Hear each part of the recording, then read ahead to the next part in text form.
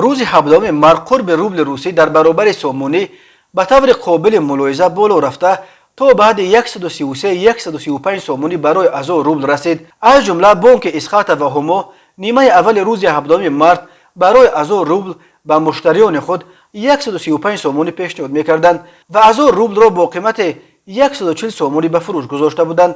در بیژه بین المللی نیز قرب 1000 روبل تا به حد 133 سومونی بالا رفت. این جهش قرب روبل نسبت به سومونی که چند ساعت دوام کرد فرصت خوبی برای مهاجران تاجیک برای با قرب خوب تبدیل کردن پسندازهای خود از روبل به سومونی و اسعار دیگر بود که متاسفانه دیر دوام نکرد. نیمه دوم روز 17 مارس قیمت 1000 روبل در بیرژه تا به حد 123-124 سومونی پایین آمد و اسقاط نیز نرخ خرید 1000 روبل را تا به 123 سومونی و همو تا به 110 سومونی پایین آورد. اوریون بانک اولو 1000 روبل را با قرب 117 سومونی عوض میکند.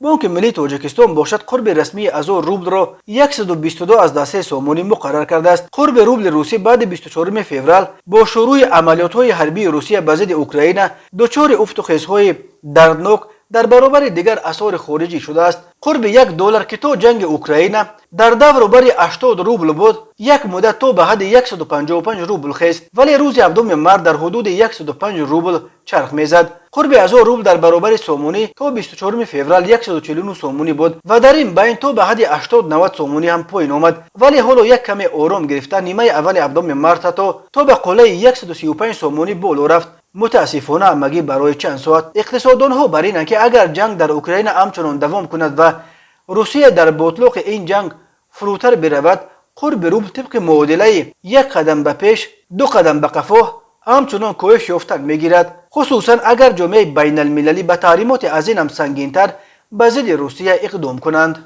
افت قرب روبل به سطح درآمد مهاجران کره از جمله مهاجران تاجیک در روسیه ضربه جدی زده.